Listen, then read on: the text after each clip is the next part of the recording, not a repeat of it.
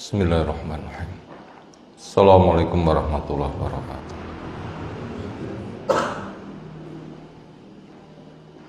Alhamdulillahirabbil alamin. Walladzi arsala rasulahu bil huda wa dinil haqq liyudhhirahu 'ala dini kulli. Wa kafa billahi syahida. Wa asyhadu an la ilaha illallah wahdahu la syarikalah. Wa asyhadu anna Muhammadan abduhu wa rasuluh. Allahumma shalli ala Muhammad wa ala alihi wa ashabihi wa man tabi'ahum bi ihsanin ila yaumiddin. Ya ayyuhalladzina amanu taqullaha haqqa tuqatih wa la tamutunna illa wa antum muslimun. Wa ba'du fa inna asdaqal hadisi kitabullah wa khairal hadyi hadi Muhammadin sallallahu alaihi wasallam. Syarrul umuri muhdatsatuha fa inna kulla muhdatsatin bid'ah wa kulla bid'atin dhalalah wa kulla dhalalatin finnar. Ayol ikhwah azan subhanahu wa ta'ala, tentunya kita tidak lupa bangun dari tidur kita terucap syukur untuk Allah Ta'ala dengan kita haturkannya alhamdulillahilladzi ahyana ba'dama amatana wa ilaihin nusyur. Untuk pembekalan kita, karena kita sedikit punya kemampuan, bahkan enggak punya, karena kekuatan mutlak milik Allah Ta'ala, maka kita selalu berbekal doa, Allahumma inna nas'aluka ilman nafi'an, rizqan thayyiban, wa amalan mutaqabbalan, dan juga doa-doa yang lain. Berikutnya insyaallah kita lanjutkan mengkaji Jami' Sahih Bukhari oleh Al-Imam Abu Abdullah Muhammad Ibn Ismail Ibn Ibrahim Ibn Mughirah Ibn Bardisbal Bukhari Al-Ju'fi rahimahullah ta'ala, di jilid yang kedua, juz yang keempat, kelanjutan tentang jizyah. Sekarang masuk bab berikutnya. Kalau mu'alif rahimahullah ta'ala, babu ismi man qatala mu'ahadan bi ghairi jurmin. Bab ismi man, dosa orang yang qatala mu'ahadan, membunuh kepada orang yang diberi jaminan aman.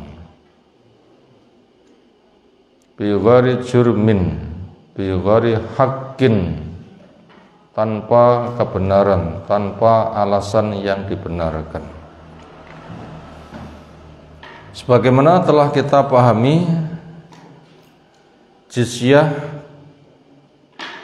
di antara konsekuensi ketika jihad sudah masuk di dalam tingkatan-tingkatan, bukan jihad pertama, bukan jihad yang kedua, minimal jihad yang ketiga dan juga yang keempat. Karena yang pertama, jihad yang paling besar bentuknya ilmu, amal, dakwah, banyak memberi maaf dan sabar, belum terlibat di dalam medan peperangan, maka jizyah di waktu itu tidak ada. Juga belum masuk pada jihad yang kedua, ketika eksistensi kaum muslimin tidak dijamin aman, akhirnya mereka hijrah, masih dikejar, lalu mereka membela diri, maka di kala itu jizyah juga belum ada. yaitu harta yang diambil dari orang kafir sebagai jaminan bahwa mereka tunduk. Setelah dijelaskan Islam mereka tidak memilih tapi memilih tunduk, maka sebagai jaminannya mereka bayar. Dan juga untuk bekal kaum muslimin, membekali eksistensi dirinya, dan juga untuk modal menjaga keamanan mereka. Kemudian jizyah lebih jelas lagi ketika jihad pada tahapan yang keempat, yaitu mengembangkan dakwah Islam bersifat menyeluruh. Karena ketika sudah mampu dengan segala modal, tugasnya adalah sebagaimana yang diemban oleh para nabi, para rasul, sebagaimana Allah jelaskan, walaqad ba'asna fi kulli ummatin rasulan an i'budullah wajtanibu at-taghut. Telah kami utus di setiap umat dengan adanya rasul-rasul yang mengajak kepada umat, ayo nyembah kepada Allah saja, ayo jauhi namanya taghut. Makanya ketika harus menegakkan tauhid, menghilangkan syirik, Allah memerintahkan waqatilu fi sabilillah hatta la takuna fitnah wa yakunad dinu kulluhu lillah, supaya kamu berjihad di jalan Allah ikhlas semata mencari ridha Allah,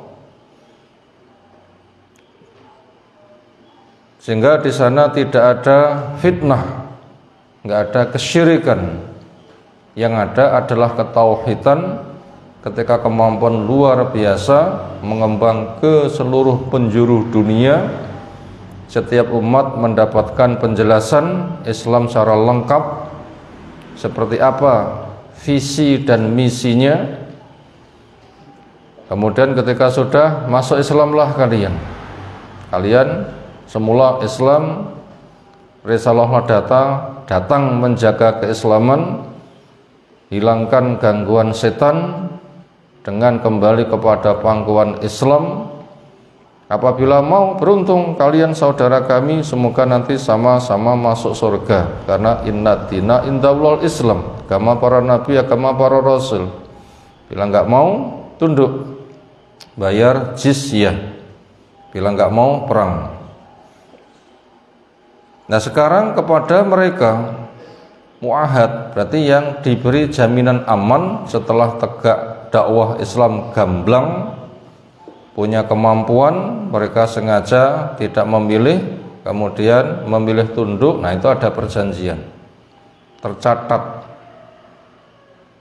diawali dengan bismillah, memuji kepada Allah, salawat Rasulnya. Ini ikatan damai antara kaum muslimin yang diwakili siapa pucuk pimpinannya dengan orang musyrik, dengan kriteria mereka yang didatangi, namanya negara apa, presidennya siapa, dan seterusnya, menimbang untuk menjaga kehidupan yang aman, memutuskan bahasanya tidak masuk Islam dengan konsekuensi bayar jizyah, diserahkan langsung dengan penuh hina dan tunduk kepada peraturan Islam. Nanti tidak perlu bermaterai saksi atau gimana begitu, yang telah menjadi kesepakatan umum yang namanya surat kesepakatan damai.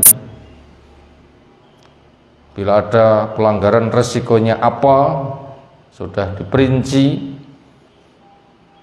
Nah ketika orang kafir sudah muahad, mendapatkan jaminan aman, lalu ada orang Islam merusak janji, lah orang kafir tadi dibunuh tanpa alasan yang benar. Loh kenapa kamu bunuh? Dosa dia apa? Dia membunuh, kamu kisos? Enggak. Dia zina, kamu rajam? Enggak. Dia mengadakan pembangkangan yang amat sangat membahayakan? Enggak. Nyapa kamu bunuh? Wong dia dijamin aman. Kita kan ada perintah, aufu bil uqud, penuhilah ikatan-ikatan janji. Kita disuruh untuk jadi orang yang jujur.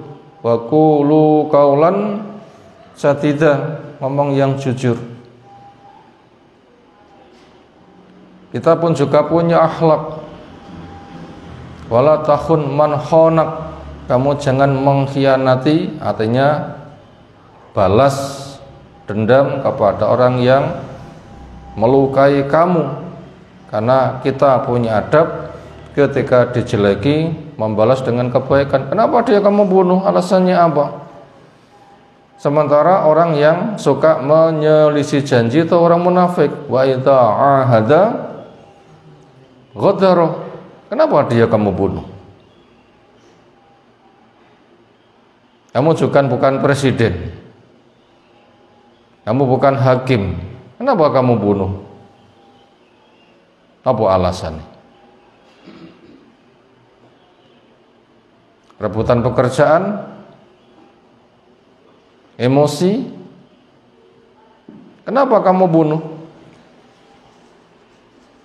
Nah, ini membahas kepada orang yang membunuh, orang Islam yang membunuh, kepada orang kafir yang diberi jaminan aman bi ghairi jurmin. Ini temanya sedang kita bahas. Bagaimana jawabannya berkaitan tema masalah ini? Hadis telah menjelaskan fadl.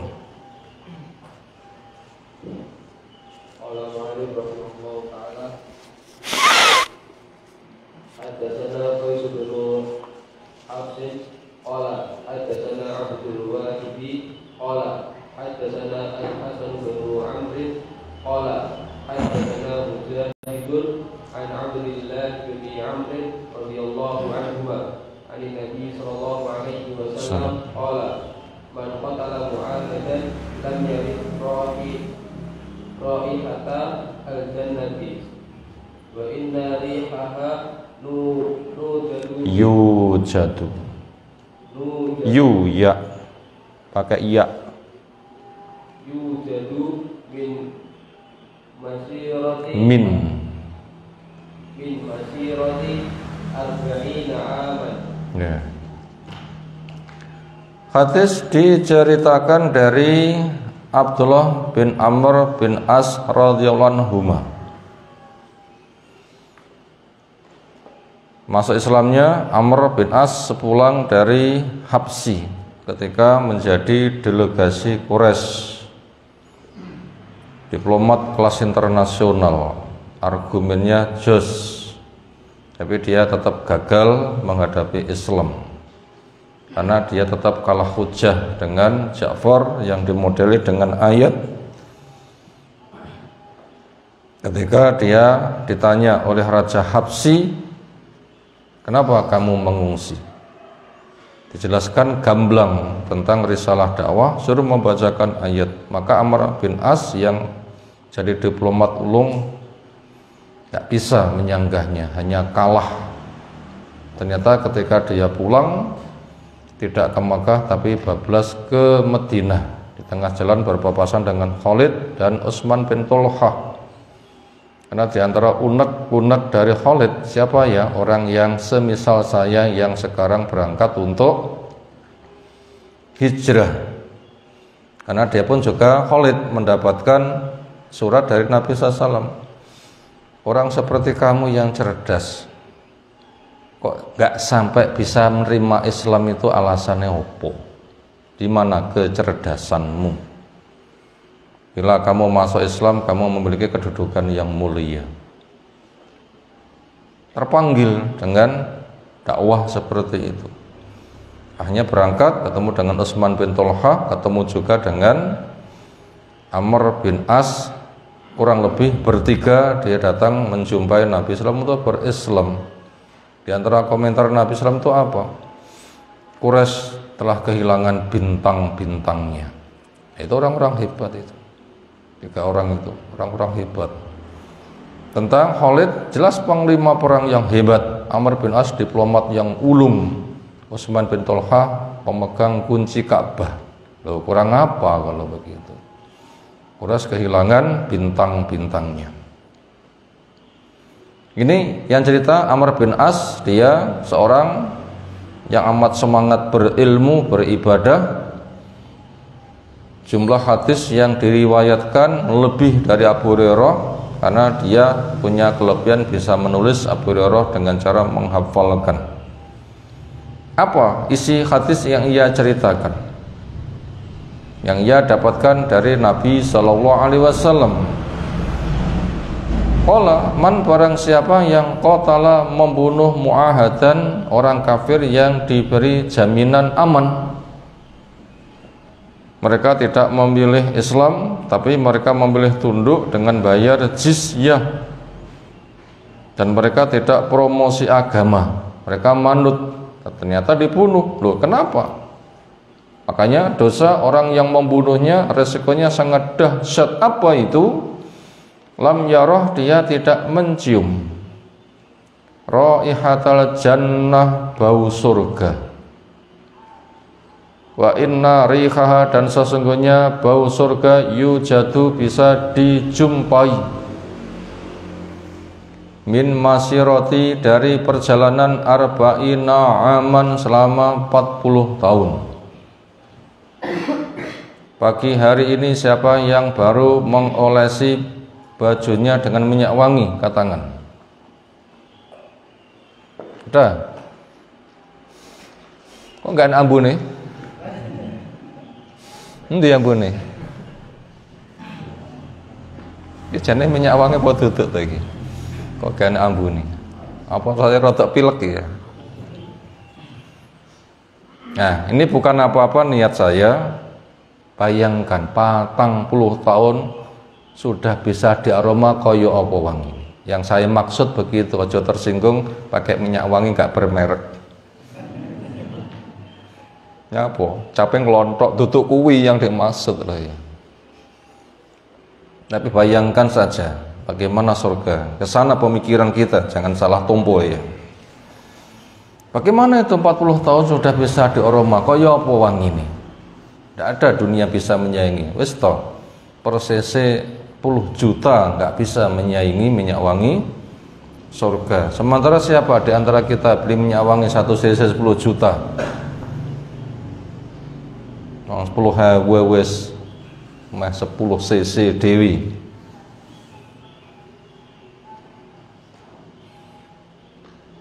Ya kalau tinggi jimat kira-kira 10 juta payu. Nah, ini malah mau perdukunan kalau begitu. Oh, perdukunan. Dan itu banyak pakai perdukunan minyak wangi. Kenapa menyalahgunakan? Sebenarnya itu merupakan di antara kesukaan tradisi para nabi, para rasul. Apa kesukaan para nabi, para rasul? 1, siwak. 2, minyak wangi. 3, menikah. Nah begitu. 40 tahun sudah bisa diaroma seperti apa itu baunya, luar biasa. Semoga Allah memberi kepada kita minyak wangi surga. Itu bisa dicium selama jarak 40 tahun. Kemudian orang tidak mencium bau surga sementara baunya saja berjarak 40 tahun sudah bisa dicium, berarti perjalanan menuju ke sana itu panjang sekali. Lalu kapan bisa sampai? Sementara dia tidak bisa mencium, ini maknanya akan terancam tidak masuk surga. Kalau baunya saja nggak mencium, bagaimana bisa masuk? Kalau baunya saja sejarak itu nggak bisa mencium, bagaimana dia bisa masuk? Jaraknya masih sangat jauh, kapan dia masuk? Bang belum ditempuh perjalanan. Belum mencium berarti kan nggak bisa mendekat. Dekat saja nggak bisa, apalagi masuk. Kalau pelajaran berikutnya ini menunjukkan dosa besar. Apa tanda dosa besar? Disebutkan ancamannya. Di antara bentuk ancaman adalah tidak mencium bau surga. Berjarak 40 tahun, mencium saja tidak masuk. Bagaimana mencium saja tidak bisa? Bagaimana bisa masuk? Ini menunjukkan tanda-tanda dosa besar dengan gaya seperti itu. Makanya pegang janji. Pegang janji. Bila berjanji ditepati. Bila berjanji ditepati. Ini sudah menjadi kaidah yang nggak bisa ditolak, walaupun diancam mati, bila punya janji tepati. Dan itu penting sekali. Tapi di sana godaannya yang menggiurkan sekali. Godaannya menggiurkan.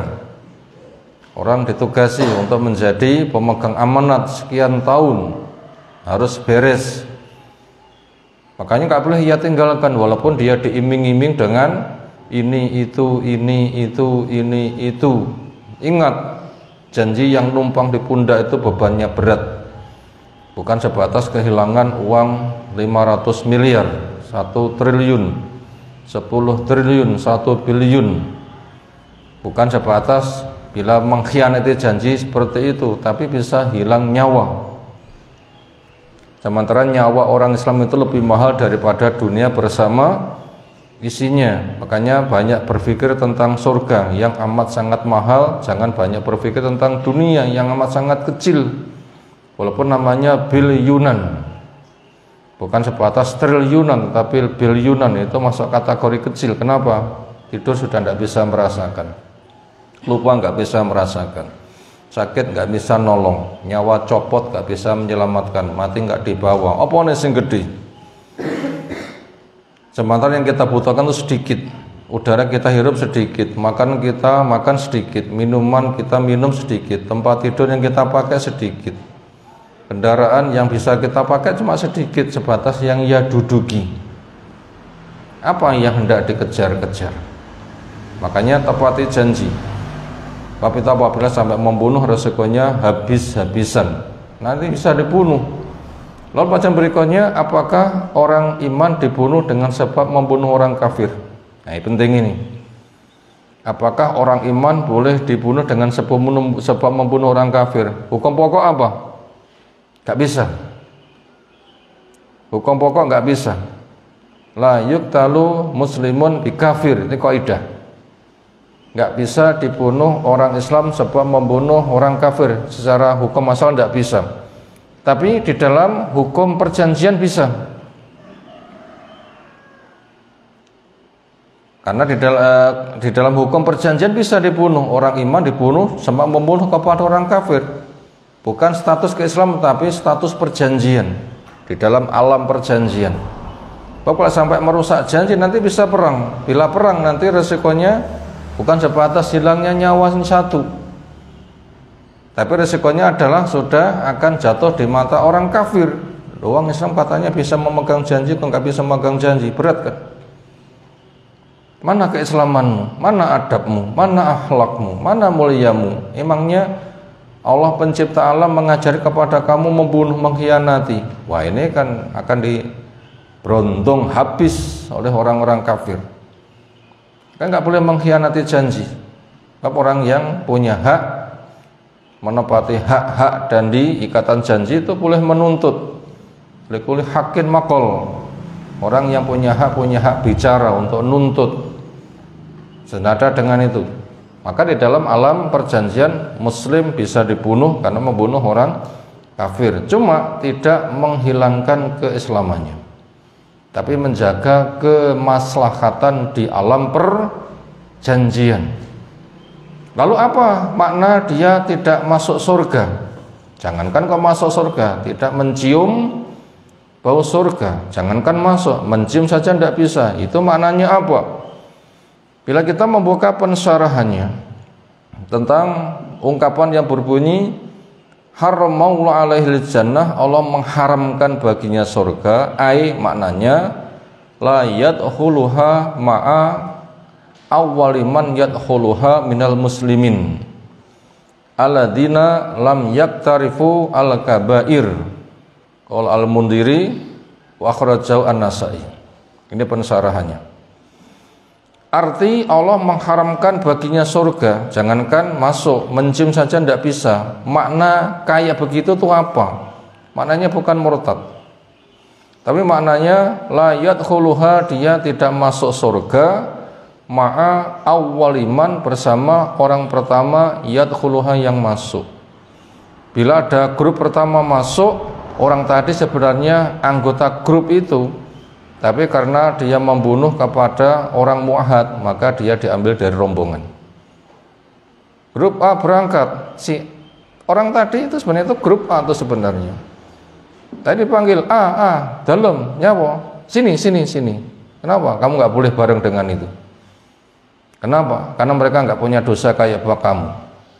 Kamu mundur dulu. Kapan saya masuk? Dinteni dhisik. Ada rombongan yang lain. Nah begitu. Berarti nggak masuk bersama orang yang menjadi golongan pertama yang masuk, yaitu alladzina lam yaktarifu al-kaba'ira, grup tadi yang mereka tidak melakukan dari pelanggaran dosa-dosa besar. Itu Imam Al-Mundhir mengatakan pensaran kayak begini atau seperti ini Imam Nasai telah mengeluarkannya. Itu makna dari tidak mencium bau surga. Ini jangan dibawa dengan pembawaan pemikiran orang Khawarij, kelompok Wa'idiyah yang hanya bertumbuh kepada ancaman. Karena gaya pemikiran Zahiriyah atau orang Khawarij atau orang Wa'idiyah terngiang oleh ancaman. Bila ada ancaman, lah kalau mencium saja tidak bisa, kapan bisa masuk? Kalau begitu dia orang kafir, murtad, neraka selamanya. Ini kacau pemahaman seperti itu.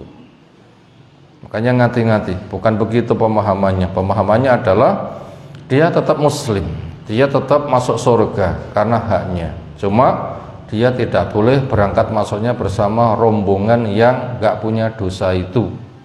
Berarti nanti kalau dia itu masuk surga, ya bersama rombongan orang semisal dia, di grupe orang yang membunuh orang kafir muahad. Nah begitu. Tentunya setelah diberesi, setelah penegakan hujjah, sehingga orang kafir tidak ada hak untuk menuntut. Ketika sudah penghalang-penghalangnya hilang, silahkan dia masuk surga, tapi nggak boleh bersama rombongan yang steril dari dosa itu.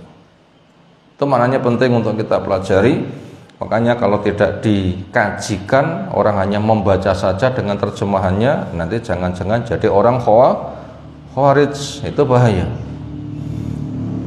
Berikutnya babu ikhrajil Yahudi, bab mengusir kepada orang Yahudi min jaziratil Arab, dari jazirah Arab. Ini hanya contoh jazirah Arab, ujung-ujungnya dari alam raya. Ujung-ujungnya di alam raya, berangkatnya dari jazirah Arab, nanti berkembang. Ketika alam raya itu sudah bertauhid semuanya, orang Yahudi sudah tidak ada. Diawali dengan dari jazirah Arab dulu. Nah begitu. Kenapa kok begitu? Karena sudah jelas tugas Nabi Rasul diutus apa? Di ayat sudah saya sampaikan ayatnya. Di atas sudah saya sampaikan ayatnya. Apa? Walaqad ba'asna fi kulli ummatin rasulan an ibudullaha wajtanibu, atau setiap rasul diutus pada umat. Apa tugasnya? Sembahlah Allah, jauhi tagut. Dan juga ayat sudah saya sebutkan tadi. Wa qatilu hum hatta la takuna fitnah wa yakuna dinu kulluhu lillah. Wa qatilu fi sabilillah hatta la takuna fitnah wa yakuna dinu kulluhu lillah. Berperanglah kamu di jalan Allah sehingga tidak ada fitnah, enggak ada syirik, yang ada tauhid. Ini jelas bersifat menyeluruh. Maka dengan makna ini juga kuburan kaum muslimin juga tidak boleh disandingkan dengan kuburan orang kafir. Nah begitu. Ini program global yang bersifat purna. Makanya Nabi SAW bikin ketetapan ketika berdakwah, diawali dengan Quraisy, berkembang ke Madinah, meluas ke Jazirah Arab, maka bertauhid, tidak boleh bersanding bertetangga dengan kesyirikan. Ini ketika sudah masuk pada jihad yang keempat. Perangilah fitnah sehingga tidak ada lagi, yang ada itu adalah hanya agama tauhid. Memang manusia jin dicipta beribadah, wa ma khalaqtul jinna wal insa illa Iya budun. Ini program puncak. Semuanya mengalami proses. Prosesnya bagaimana? Prosesnya untuk penegakan hujjah ketika Nabi SAW itu hijrah di Madinah. Ini dengan orang-orang Yahudi bertetangga enggak? Penegakan hujjah bertetangga. Penegakan hujjah bertetangga. Selagi pertetanggaan ini itu adil, interaksi sosial boleh. Interaksi sosial itu boleh. Sebagaimana Allah jelaskan pada surah Mumtahanah. La yanhaakumullahu 'anil ladzina lam yuqatilukum fiddin walam yukhrijukum min diyarikum an tabarruhum wa tuqsitu ilaihim innallaha yuhibbul muqsitin. Allah tidak melarang kamu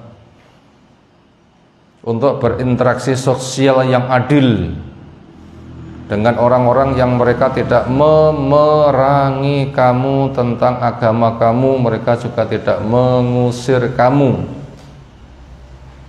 Ini sebagai kerjasama awal. Selagi adil ditegakkan, mereka tidak mengusir, tidak memerangi tentang urusan agama dan sebagainya, interaksi sosial itu boleh dengan adil. Sekarang, apakah orang kafir itu punya gaya bisa dipercaya? Jawab, nggak ada. Sejarah telah membuktikan, nggak ada orang yang bisa menepati janji kecuali ahli tauhid.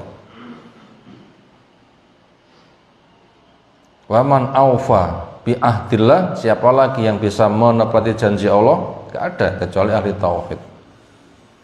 Walaupun awal-awalnya mari kita hidup bareng, agamamu agamaku ya agamaku, kita nggak saling ganggu, ngibadah dewi-dewi, dagang yos monggo, kamu punya dagangan apa aku tak tuku dan sebagainya, boleh. Tapi mereka nggak bisa. Buktinya orang Quraisy bisa menjaga keamanan ini? Tidak bisa. Nggak bisa. Ujung-ujungnya mereka usil terus, tidak betah, usil terus. Buktinya Bilal apa nasibnya? Ammar bin Yasir, Sumayyah, Yasir apa nasibnya? Suhaib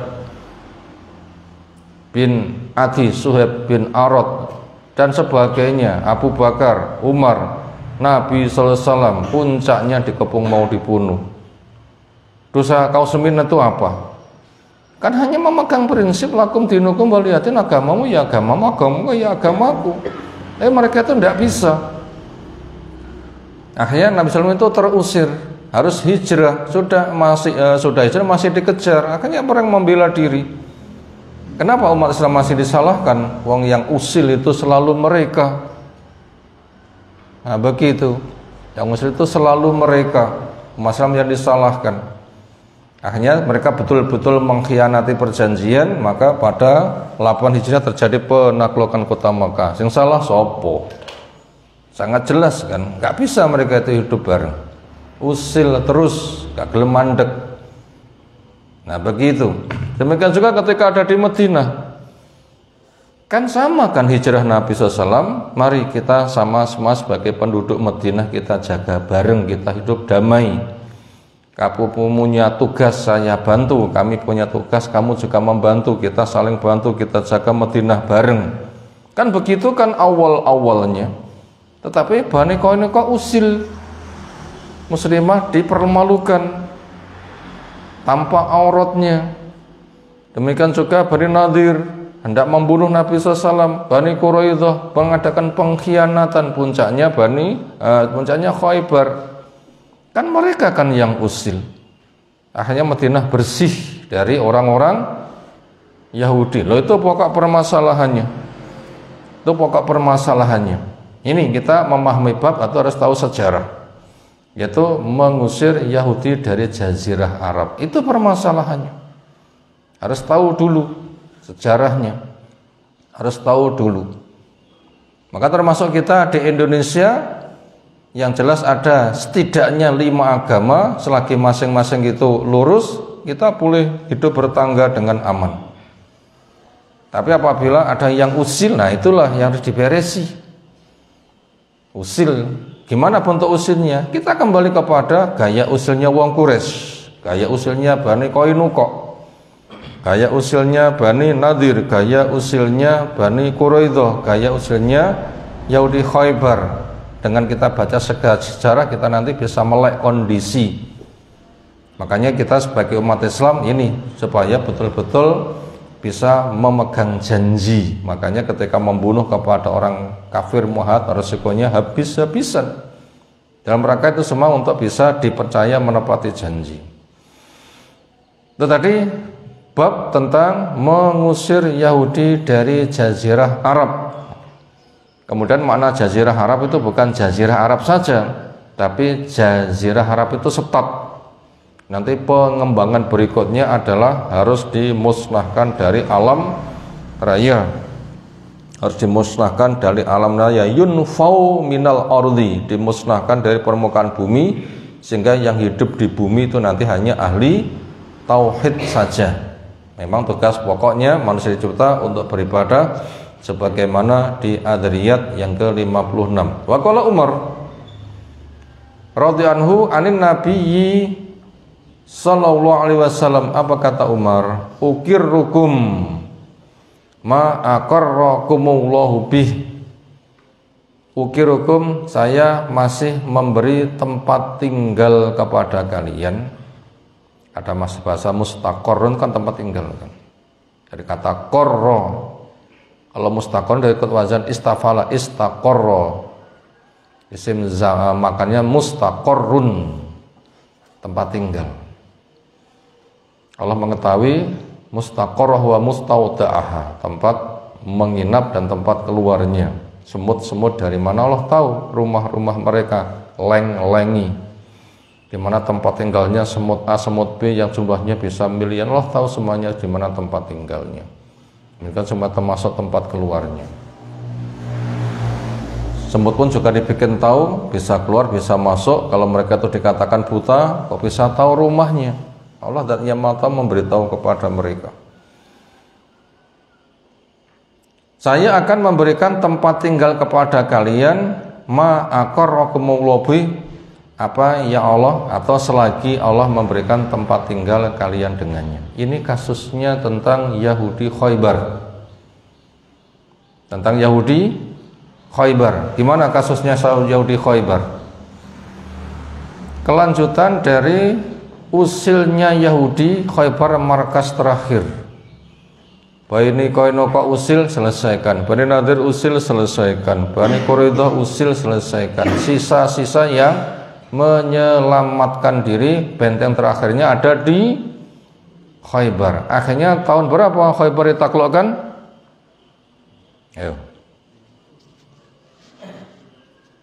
Ayo.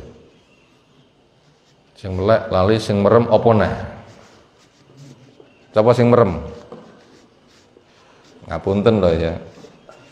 So-isuk gugah-gugah, penak-penak, sir-sir ngantuk.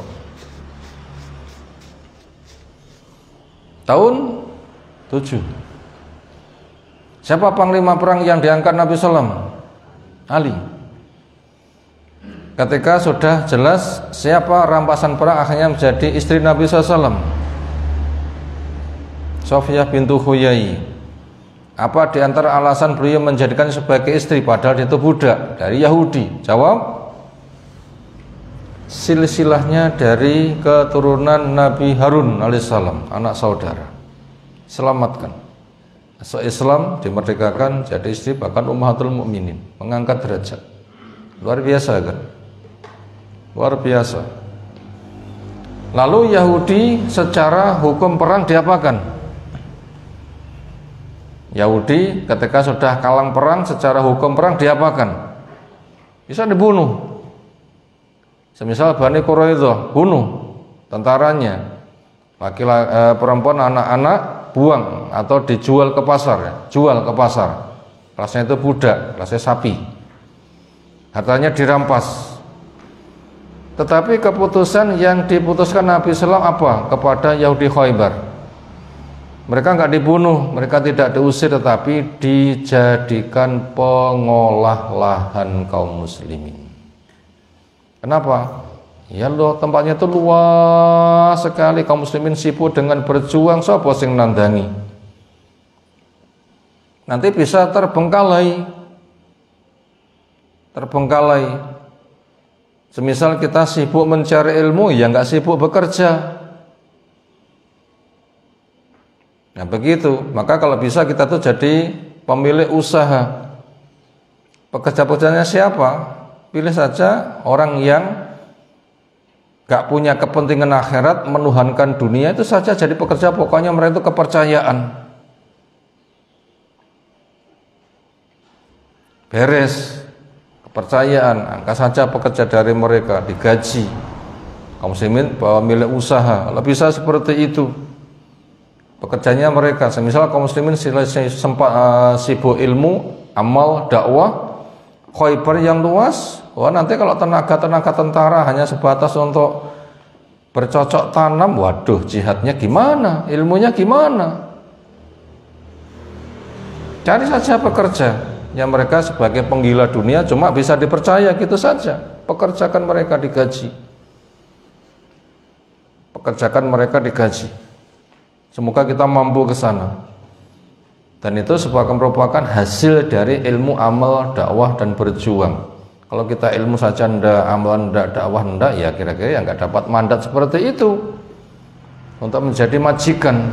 Makanya itu berangkat dengan ilmu, amal, dakwah. Nanti dunia akan dimudahkan.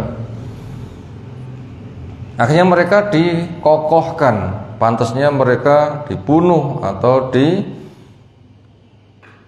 usir atau dijual, tetapi kenapa masih diperkenankan bertempat tinggal di negeri kaum muslimin? Jawabnya, dijadikan pekerja mengolah lahan di Khaybar. Tetapi mereka ditetapkan untuk mengolah lahan di Khaybar itu enggak selama-lamanya. Kalian akan saya tetapkan boleh di sini sebagaimana yang kami maui. Bila satu kesempatan kami sudah tidak butuh, kamu nanti harus minggat. Omahku nganggur nek senggene ngenono, tapi lek sombene senggene ngaliyo. Lah begitulah ya. Harus siap itu. Rumahku nganggur, daripada nggak ada yang ngurus, ya sudahlah kamu bertempat tinggal. Tapi syaratnya jelas. Nanti apabila sudah ada penghuninya, siap ngalih. Begitu mereka masuk, meletakkan barang, penghuni sudah siap, segera pergi dan ngalih. Nah kenapa? Ini lihat bahasa Umar, sangat gamblang ini. Apa? Ukirukum ma'akarakum maulobi. Karena memang mereka itu aslinya itu tidak ada, itu hanya dimanfaatkan saja. Apa mereka nggak muring-muring? Bukan sebatas nggak muring-muring, tidak perlu muring-muringmu nganti pol terserah. Sampai dikatakan mutu bi ghaidikum, matiyo dengan kamu telan dongkolmu, nesu-nesuwo. Semoga kamu nanti mati pas nesu. Oh begitu. Ini bahasa tegas ini. Dari kaum muslimin untuk menghadapi orang kafir. Orang kafir yang dihadapi loh ya. Karena prinsipnya mereka yang sudah kalah perang, hukum perang mereka itu dibunuh. Makanya kalau mereka itu diberikan kesempatan untuk tidak dibunuh, masih diizinkan bertempat tinggal di negeri kaum muslimin itu sak penak-penake wong. Bekerja masih dijamin aman, ada penghasilannya paruh-paruh, kan masih enak loh ya.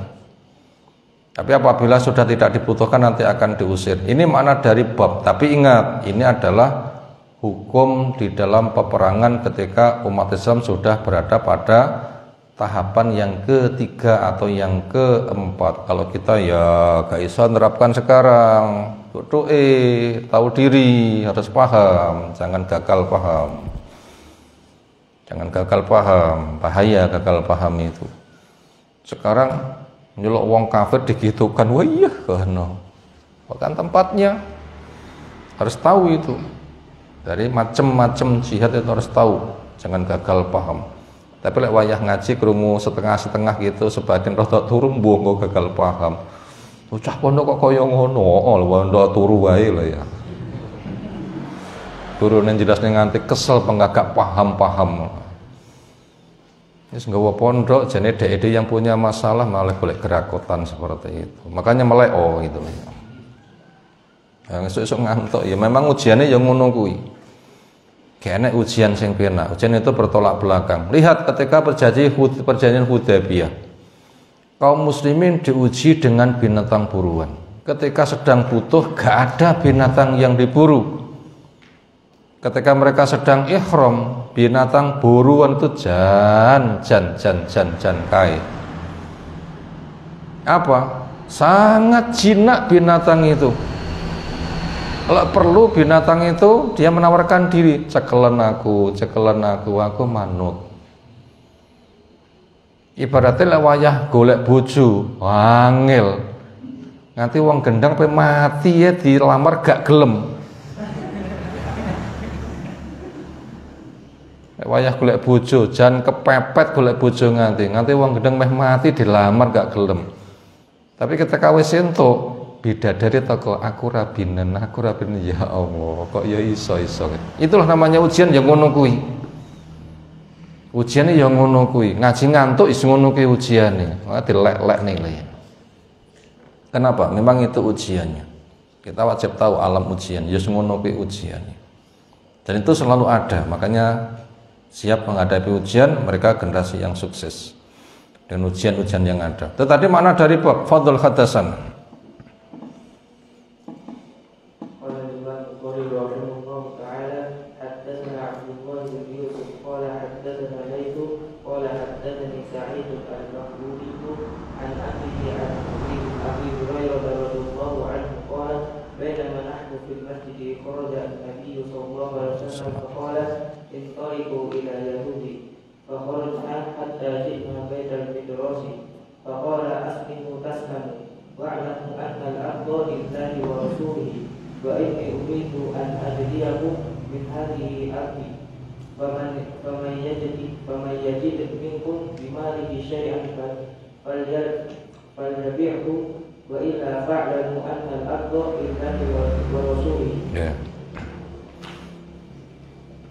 Harus kita betul-betul paham hadis ini, jangan sembarang penggunakan.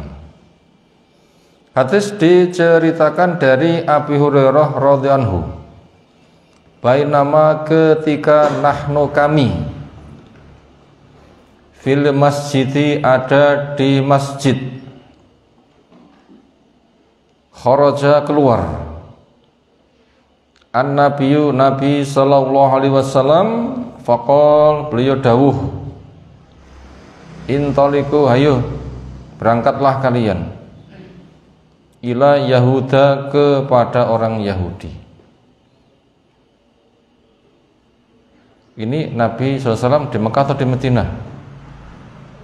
Harus tahu nih, Nabi di Mekah atau di Madinah harus tahu di Madinah, bukan di Mekah. Di Mekah itu masih jihad akbar, belum menghadapi kasus Yahudi. Ini mesti di Madinah, makanya harus tahu. Makiyah Madaniyah itu wajib tahu. Kalau tidak tahu nanti nggak tepat menggunakan dalil. Harus tahu. Ayo berangkat ke Yahudi. Entah Yahudi Bani Qainuqa atau Bani Nadir atau Bani Quraidah atau Khaybar atau kasus yang lain. Itu nanti maknanya semisal. Fakharajna maka akhirnya kami pun keluar menyertai Nabi SAW hatta sehingga jina kami datang Baitul Midros di tempat belajar mereka. Faqala pesan Nabi SAW aslimu taslamu. Ayo kalian masuk Islam, niscaya kalian selamat. Alasan Nabi SAW berdoa kepada mereka jelas. Kurang lebih aku ngerti kitab kamu. Sifatku sudah ada pada kamu. Di Al-Baqarah kan berulang-ulang kan tentang mereka tahu kepada Nabi kita ya'rifuna kama ya'rifuna abnahum. Kenal pada Nabi kita bagaikan orang tua kenal kepada anak, bukan sebatas kenal tapi kemestian masuk Islam itu mereka itu sudah betul-betul paham seperti orang tua mengakui anaknya. Kenal sapa kuwi? Kenal sapa anakku? Ngakui ya mesti no anake masuk rati akui. Kenal siapa kuwi? Nabi. Masuk Islam gimana? Kenal kenal, paham betul sebagaimana orang kenal pada anaknya dan mengakui. Makanya itu dikatakan aslimu taslamu itu tidak aneh. Tidak aneh. Itu sebuah kemestian dakwah seperti itu. Wa'lamu, ketahuilah, annal ardhillah, bumi ini milik Allah. Bumi yang mana? Awalnya ya Jazirah Arab, Mekah, Madinah dulu. Pengembangannya bumi secara umum. Itu lillah wa rasulih, milik Allah, milik Rasulnya. Diawali yang dijangkau dulu dan akan semakin meluas berikut-berikutnya. Wa ini, dan sesungguhnya saya uritu angin an ujliyakum, untuk mengusir kalian. Sudah diberitahu. Bumi milik Allah, bumi milik Rasul. Kamu di situ ada numpang. Bila kami izinkan ya kami di sini. Bila kamu nanti saya putuskan saya usir, ya harus segera pergi. Ini sudah diberitahu mereka, bersiap-siap. Tapi ya tadi, ini mereka sudah pada kondisi orang dhimmi. Kondisi itu orang dhimmi. Yahudi dhimmi semisal Khaybar. Yahudi dhimmi semisal Khaybar yang tunduk kepada kaum muslimin. Itu memang dimanfaatkan sekian waktu. Bila sudah tidak dibutuhkan, dikatakan saya akan mengusir kalian dari bumi ini. Nanti bila sudah diputuskan, kalian itu harus minggat. Dikatakan faman yajid, maka siapa yang menjumpai minkum di antara kamu bimali, dengan hartanya, syai'an sesuatu, fal yabihu, silahkan ia jual. Setelah itu pergi. Termasuk mereka memiliki hak garap lahan, dapat separuh. Nah, seperti itu hak mereka. Maka nanti supaya bila tidak bisa pergi, ya jual. Apa kira-kira hak yang mereka miliki apa? Tanah bukan, tanah milik kaum muslimin. Karena itu sudah ditaklukkan. Apa ya jadi hak mereka? Ya mereka beli perkakas rumah tangga, beli kendaraan. Dari hasil nggarap lahan kaum muslimin, beli ini itu punya perhiasan atau punya apa, ketika pergi nggak bisa dibawa, nah itu jual, nanti saya beli. Adapun uang yang kamu dapat pada kamu, hasil kerjamu, kamu bawa, perhiasanmu kamu bawa, tapi barang-barang yang jadi hakmu kamu nggak bisa membawa, jual. Ya begitu. Wa ila, dan jika tidak, kamu tidak melaksanakan, fa'lamu, ketahuilah, annal ardha, sesungguhnya bumi itu lillah, milik Allah, wali rasul, dan juga milik Rasulnya sallallahu alaihi wasallam. Sementara sampai situ dulu yang kita kaji. Insyaallah kelanjutannya kita kaji menyusul. Ada tanggapan silahkan. Segera cukup istirahat. Subhanakallahumma bihamdika, asyhadu an la ilaha illa anta, astaghfiruka wa atubu ilaik. Assalamualaikum warahmatullahi wabarakatuh.